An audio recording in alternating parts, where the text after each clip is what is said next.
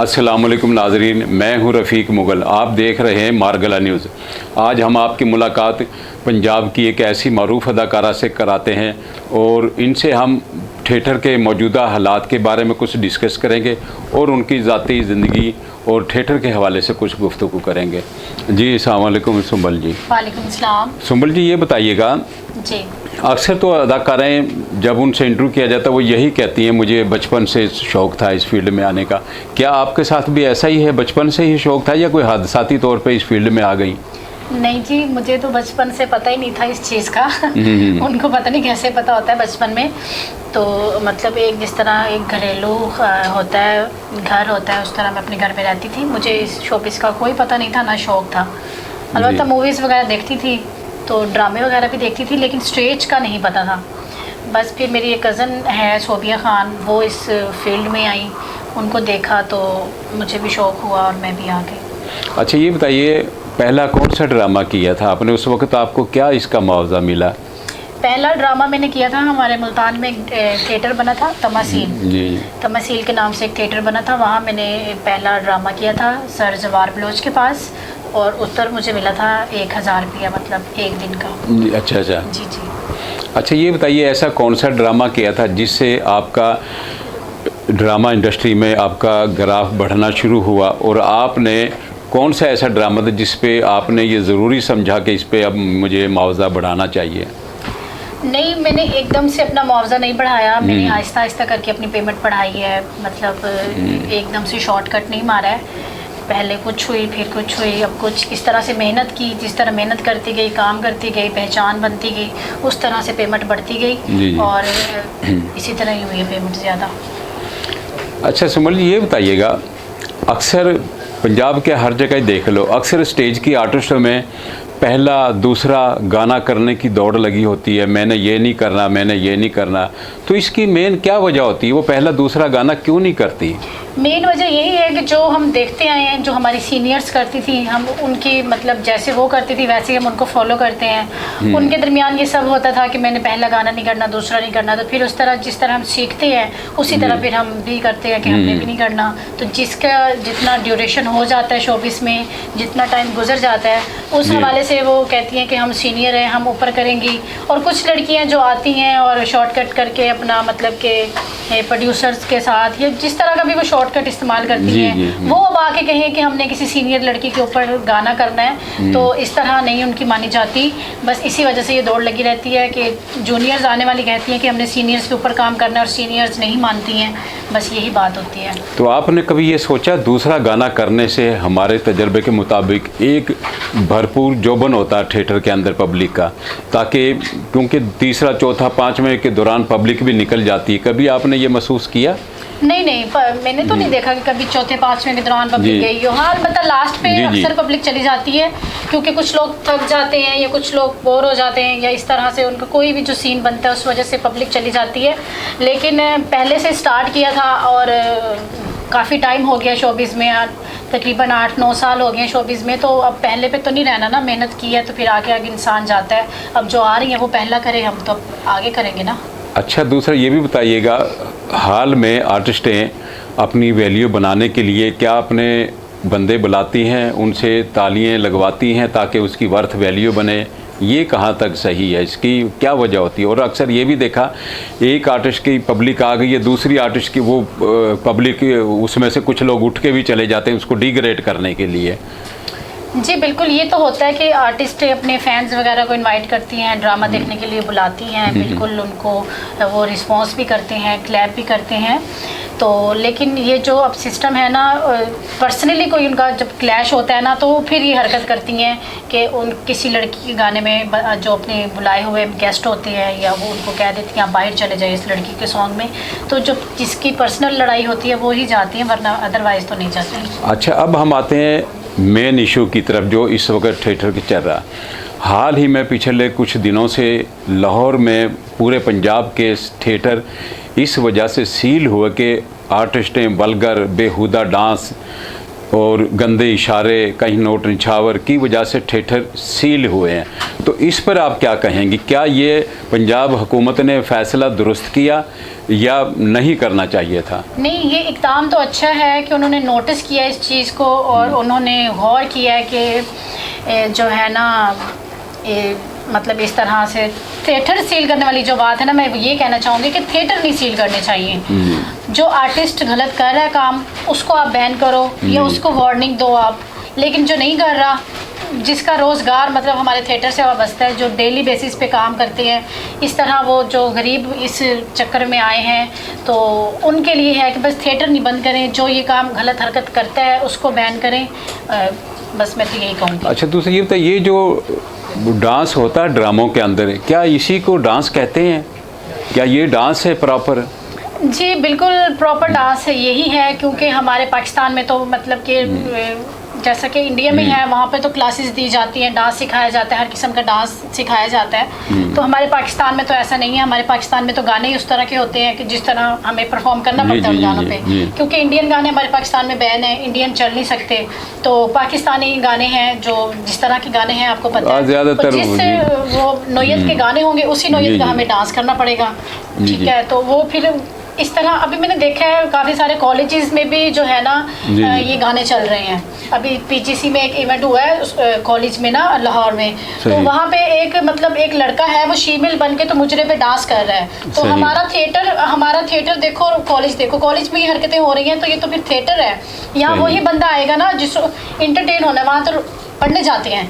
ठीक है, तो आप ऐसे गानों को भी बैन करें ना, ऐसे गानों को आप सेंसर करते हैं, गानों पे भी पाबंदी लगानी चाहिए। फिर ऐसे गाने क्यों होते हैं हमारे शोबिज़ में? सही। हाँ जी। अच्छा, दूसरा ये बताइए, ये जो वल्गर करती हैं आर्टिस्टें, बेहुदा इशारे, क्या ये प्रोड्यूसर या डायरेक्टर की डिमांड होती है या आर्टिस्टें खुद ही ये ऐसा करती हैं?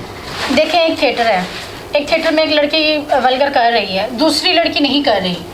थिएटर ने उसी लड़की को क्यों बोला वल्गर करने के लिए जो ये सब करती है? बाकी लड़कियां भी तो होती है ना, एक लड़की तो नहीं होती ड्रामे में। सही। अब जो लड़कियां वल्गर करती हैं वो मखसूस लड़की हैं, सारी लड़कियां नहीं करती हैं वल्गर। हाँ, कुछ स्टेपिंग में हो जाती होगी हरकत, वो सॉन्ग के नोयत के हिसाब से या इस तरह से कोई स्टेप गलत हो जाता होगा। तो आपका कहना इसका मतलब जो बाकायदा वल्गर है ना, जो मखसूस लड़कियां करती हैं, उनको चाहिए कि उनको बैन करे, जिनकी वीडियोस आई हैं। नहीं, आपने अभी कहा, इसका मतलब ये प्रोड्यूसर या कोई डायरेक्टर मखसूस लड़की को ऐसा कहता है भी जिसकी डिमांड हो, भाई आप ऐसा करें? नहीं, हमें तो आज तक किसी ने नहीं कहा। सही। ये ऐसे बदनाम किया हुआ है, प्रोड्यूसर बिल्कुल भी नहीं कहता है।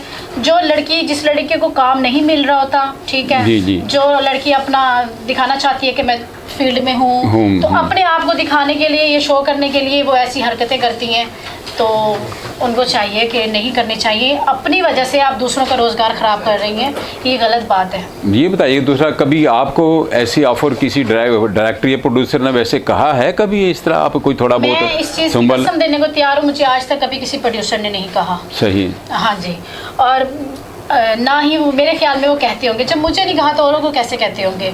वो तो कास्ट करते हैं एक आर्टिस्ट को उसके नाम देख के, ठीक है, उसकी पहचान देख के, जैसे पब्लिक जानती है। वो सिर्फ अपनी पहचान बनाने के लिए ये लड़कियां हरकतें करती हैं, क्योंकि जब वो दोबारा जाती हैं तो जब पब्लिक देखती है एक बार इन्होंने वल्गर कर दिया है, जब वो दोबारा जाती है तो फिर पब्लिक दोबारा आती है, क्योंकि पब्लिक तो देखेगी। जब आप उनको दिखाओगे तो पब्लिक ने कौन सा इनकार करना है? सही। ठीक है, तो लड़कियों को चाहिए वो अवॉइड करें और दूसरों का रोज़गार ना ख़राब करें। रद्द अमल लेना चाहेंगे, पिछले साल आपने एक फ़िल्म की बशीरा गुजर, उसमें एक आइटम सॉन्ग किया, तो अक्सर कहा जाता है बेशुमार आर्टिस्टें लगा लें, जेलसपना की वाली आर्टिस्टें लगा लें कि आपने उसको एक इन्वेस्ट करके आपने वो कोई आइटम सॉन्ग किया। ये क्या सच है, ये गलत है? ये मैं इस चीज़ की भी कसम देने को तैयार हूँ कि मैंने उस फिल्म में मुंह मांगे पैसे लिए हैं। सही है, मतलब और एक गाने के।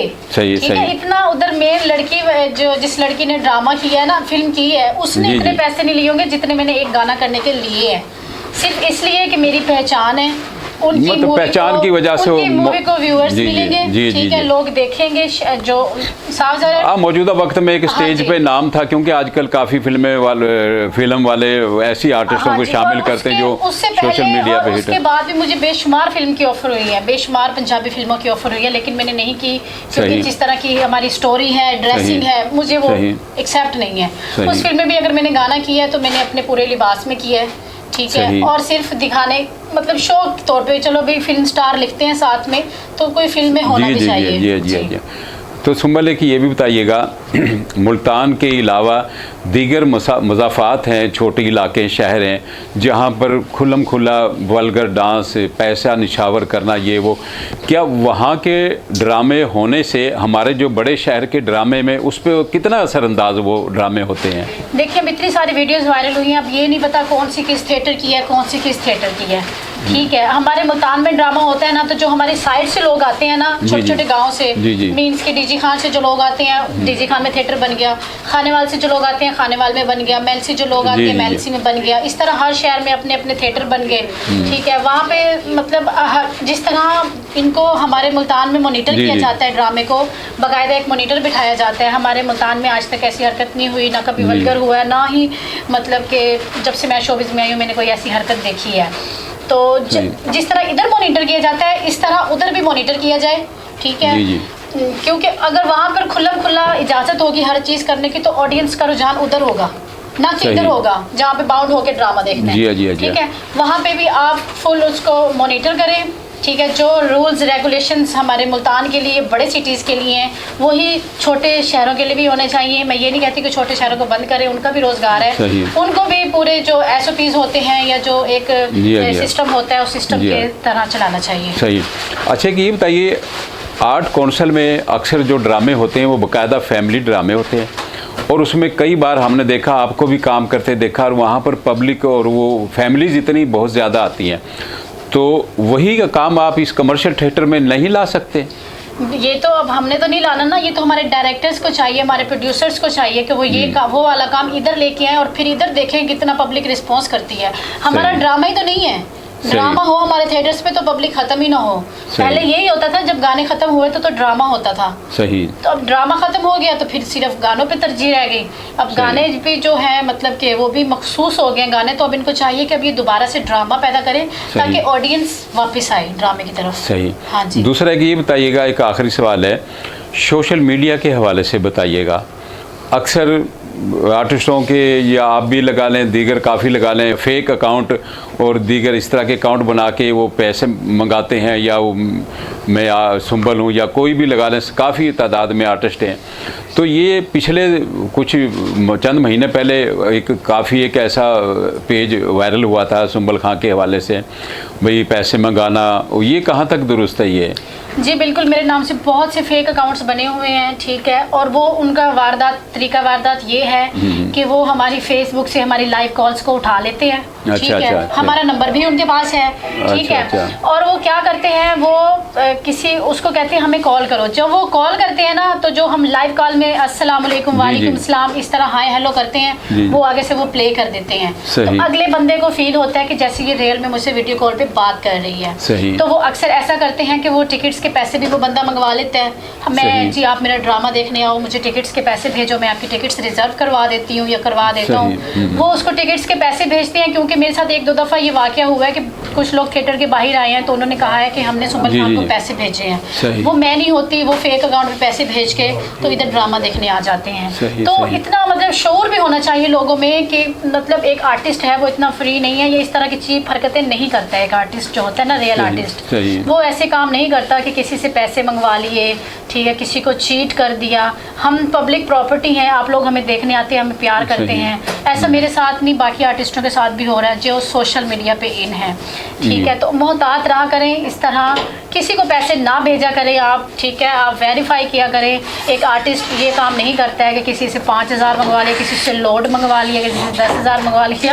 इस तरह के काम हम नहीं करते हैं। तो खुद इंसान को ख्याल करना चाहिए, और सेंस ऑफ ह्यूमर जो है ना इंसान का, वो बहुत तेज़ होता है। इंसान को सेंसेस से काम लेना चाहिए। जी, तो नाज़रीन, आपको हमारा ये प्रोग्राम पसंद आया होगा। तो मारगला न्यूज़ के साथ साथ अब मारगला न्यूज़ चैनल भी यूट्यूब पर ऑन एयर हो चुके हैं। आप सब इसको फॉलो कर लें, और जितनी न्यूज़ हैं एंटरटेनमेंट के हवाले से और हर किस्म की न्यूज़ और वीडियो क्लिप्स आपको मिलेंगे, तो इसको आप सब्सक्राइब करें और बेल आइकॉन को ज़रूर प्रेस करें। ख़ास तौर पर मारगला न्यूज़ प्रिंट मीडिया के अलावा, मैगज़ीन के अलावा, अब यूट्यूब पर भी देखिएगा इसे। Thank you. अल्लाह हाफिज़।